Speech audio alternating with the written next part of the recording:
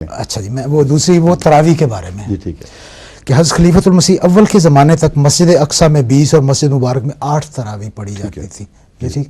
ہماری جماعت میں 20 کا رواج بالکل ختم ہو رہا ہے. ہاں جی ہو گیا ہے. ٹھیک ہے. ہاں جی. کیا حرج ہے؟ نہیں حرج نہیں، میں ویسے پوچھتا ہوں. میں یہ کہتا ہوں کہ 8 بھی پڑھی جاتی تھی نا جی مسجد مبارک میں. جی. کوئی اعتراض کیا کسی نے؟ نہیں اعتراض تو نہیں کیا ہے. جو سنت رائج اور مسلم تھی جی اس کو جماعت نے چھوڑا ہے. آپشنز ہیں دو. ہاں جی، 2 آپشن ہے نا. یہ اور بات ہے، اور یہ کہنا ہاں جی. کہ پرانے رواجات کو ختم کر کے نئے رواجات جاری کر دیے، بالکل اور بات نہیں ہے. میں نے نہیں کہا، یہ ایسے نہیں کہا. بالکل آپ نے بالکل یہی کہا ہے. میں سن لیجیے غور سے. آپ نے یہ کہا کہ وہ باتیں جن پر ہمیشہ عمل درآمد ہوا کرتا تھا جی. ان کو جماعت نے یکسر فراموش کر دیا ہے. ہاں جی. یہ بات 2 طرح سے غلط ہے. ہاں جی. اول یہ کہ 8 کی روایت اسی میں موجود ہے، اور جماعت باقاعدگی سے 8 یا 10 اور 1 جی یہ رکعتیں تراویح میں پڑتی ہے، 11. سمجھے؟ جی. اور دوسرے یہ کہ نوافل میں 20 پڑھنے والے بھی جماعت میں موجود ہیں. میرے علم میں ہیں. یہ غلط بات ہے یہ کہہ دینا ایک سویپنگ سٹیٹمنٹ کے ذریعے کہ ان روایات کا یکسر نشان مٹ گیا ہے. ربوہ میں موجود ہیں ابھی بھی، جن کو میں ذاتی طور پر جانتا ہوں کہ وہ 20 نوافل کی پابندی کرتے ہیں، جبکہ آن حضرت صلی اللہ علیہ وآلہ وسلم سے 20 نوافل کی پابندی ثابت نہیں ہے. اس لیے یہ ضروری مسئلہ ہے کہ حضرت رسول اللہ صلی اللہ علیہ وآلہ وسلم کے متعلق یہ حدیثیں، مستند حدیثیں بھی ملتی ہیں کہ آپ نے 8 رکعتیں نوافل کی، 2 وتر کے پہلے حصے کی، اور 11 اس کو وتر بنانے کے لیے پڑھی، اور آپ یہ پڑھا کرتے تھے. اس سے میرا استنباط یہ ہے کہ یہ دوام ہے، اور وہ استثنائی باتیں ہوں گی یا پہلے کی باتیں ہوں گی. کیونکہ آن حضرت صلی اللہ علیہ وآلہ وسلم کا یہ طریق تھا کہ جس نیکی کو ایک دفعہ سنت کے طور پر اپنا لیتے تھے اس کو پھر آخری وقت تک جاری رکھتے تھے. اس لیے 20 والی بات یا مشکوک ہے کہ آپ نے 20 لوگوں کے سامنے پڑھی ہیں، یا ابتدائی دور میں اس وقت تھی جب کہ قرآن کریم نے آپ کو اپنی نمازوں کو نرم کرنے کی تلقین ابھی نہیں فرمائی تھی. اس میں اگر نرمی اختیار کی گئی ہے تو قرآن کریم کی اس حکم کے تابع ہے کہ تیرے ساتھ اور بھی لوگ پڑھتے ہیں اور اپنے اوپر اتنی مشقت نہ عائد کر. تو قرآن کے اس حکم کے تابع لازماً ہم آن حضرت صلی اللہ علیہ وسلم کی سنت کو 2 حصوں میں بانٹ سکتے ہیں. قطعی شہادت ہے. ایک وہ جب کہ راتوں کو اکثر راتیں اٹھ کر گزارتے تھے، جاگ کر گزارتے تھے، کھڑے ہو کر گزارتے تھے، اور صحابہ بھی بعض دفعہ آپ کے ساتھ اٹھتے تھے. پھر وہ کہ دن بھی آگے پیچھے ہوتے ہیں، لمبے چھوٹے، لوگوں نے کام کرنے ہوتے ہیں، دن بہت سے مشاغل ہیں، اور یہ تکلیف مالا یطاق ہو جائے گی، اس کو نرم کر دے. لازماً اس کے بعد نرم کیا ہوگا. اور اس حکم کے بعد نرمی کو سختی میں تبدیل کرنے کا مضمون انسان تسلیم کر ہی نہیں سکتا. اگر رخ ہے تو زیادتی سے کمی کی طرف ہے، نہ کہ کمی سے زیادتی کی طرف. بس اس پہلو سے میں نے اپنے آپ کو 8 اور 2 اور 1 کا پابند رکھا ہے، لیکن پھر اسی مضمون کے تابع کہ کبھی اس سنت پر بھی عمل ہو جانا چاہیے.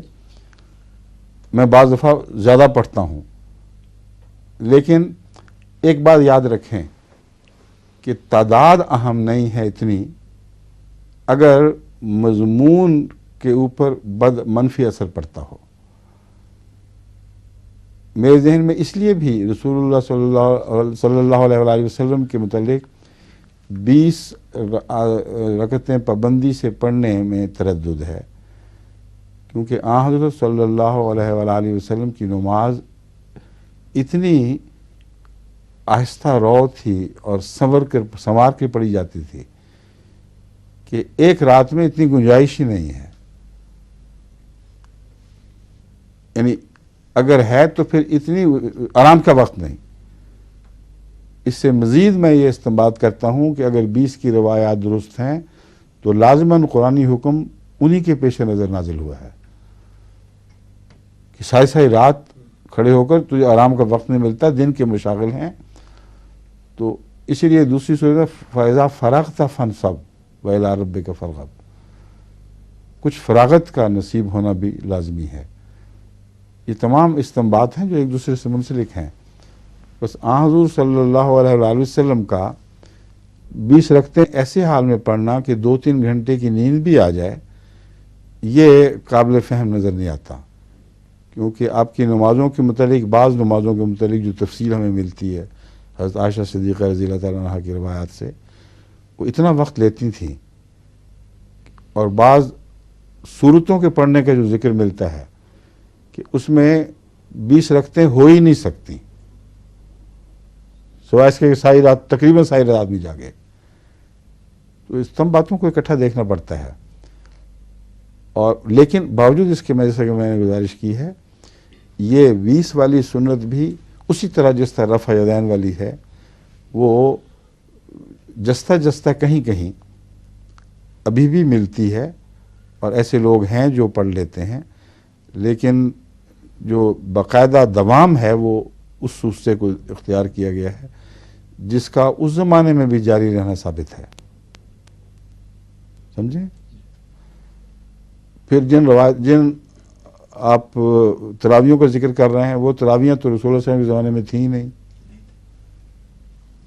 وہ تراویحاں تو ہرگز نہیں تھیں. ہاں، آن حضرت صلی اللہ علیہ وآلہ وسلم نے تہجد کے وقت، نہ کہ عشاء کی نماز کے بعد، کچھ عرصہ باجماعت نوافل پڑھائے، پھر اللہ کی حکمت کے تابع انہیں روک دیا، اور یہ بھی بیان فرمایا کہ اس سے امت میں مشقت پیدا ہو جائے گی. تو مشقت کے مضمون کو اس میں نظر انداز نہیں کیا جا سکتا. اور تراویح تو حضرت عمر رضی اللہ تعالیٰ عنہ کے زمانے میں اس وقت رائج ہوئی جب مزدوروں کی تھکن اور سارا دن کی مشقت کے پیش نظر پہلے وقت میں سہولت دے دی گئی. بس دونوں جگہ مشقت کا مضمون ہے. تہجد کے وقت آپ نے تراویح باقاعدہ پڑھانا اس لیے چھوڑ دی کہ آئندہ یہ امت کے لیے مشقت کا موجب بن جائے گا، یا میرے ساتھی بھی پھر ہمیشہ میرے پیچھے آئیں گے. اور آپ کی نمازیں چونکہ زیادہ لمبی تھیں، اس لیے نوافل میں مشقت کا کوئی تصور نہیں ہونا چاہیے جو امام کی وجہ سے دوسروں پر پڑے. یہ جو مضمون ہے یہ بھی ایک اہم مضمون ہے. حضرت مولوی شیر علی صاحب کی نمازوں میں نے یہ سمجھا، اس وقت سے میں سمجھتا تھا کہ آپ کی یہ طرز ہے. اکیلی نماز اتنی لمبی پڑھتے تھے کہ بعض دفعہ ان کی ایک رکعت میں ہماری ساری سنتیں وغیرہ ختم ہو کر ہم رخصت ہو جایا کرتے تھے مسجد سے، اور وہ اسی ایک رکعت میں کھڑے ہوتے تھے. اور جب نماز پڑھاتے تھے تو نہایت ہلکی خفیف نماز، جو حضرت مولوی سرور شاہ صاحب کی نماز سے بالکل برعکس تھی. تو جب مولوی صاحب کی نماز آتی تھی تو لوگ کہتے تھے کہ ہلکی نماز ہوگی آج. تو یہ وہ مضمون ہے جو آپ کے دل میں گہرائی تک سرایت کیا ہوا تھا کہ امام کو یہ لیے مناسب نہیں کہ اپنی نیکی کو دوسروں کی مشقت میں تبدیل کر دے. اتنا ہی ہاتھ رکھے جتنا سہل ہو. اور آن حضرت صلی اللہ علیہ وآلہ وسلم کی اس حدیث سے یہ ثابت ہے، یہی بات ثابت ہے کہ میں نے تو لمبی پڑھنی ہے، اور امت ساتھ لگ گئی تو یہ تو بڑی مشکل پڑ جائے گی ان کے لیے. حضرت عمر نے اسی مشقت کے اصل کو پیش نظر رکھتے ہوئے فرمایا کہ جو لوگ صبح نہیں اٹھ سکتے ان کے لیے 2 میں سے ایک اختیار ہے. یا تو وہ سوئے رہ جائیں گے، کچھ بھی نہیں پڑھیں گے، صرف صبح کی نماز پڑھ سکیں گے، یا کھانے کے لیے وقت ملے گا تھوڑا سا، یا پھر وہ تبرکن پہلے شامل ہو جایا کریں. تو تراویح کا پہلے پڑھنا یہ ایک اپنی ذات میں ایک نفل در نفل ہے.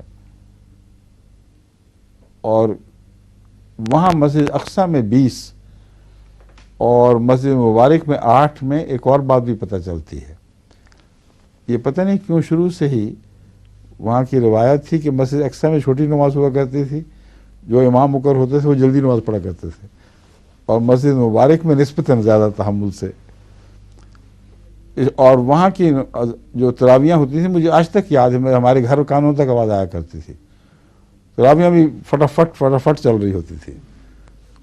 وہ تراویاں 20 پوری کرنے کی خاطر لوگوں نے جانا بھی ہے، کھانا بھی کھانا ہے، رفتار تیز کر دیا کرتے تھے.